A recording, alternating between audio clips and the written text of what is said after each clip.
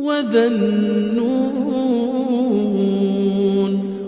النون إذ ذهب مغاضبا فظن أن لن نقدر عليه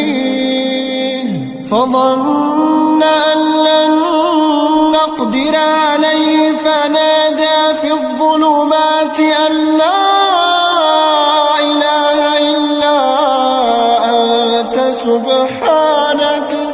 سبحانك إني كنت من الظالمين.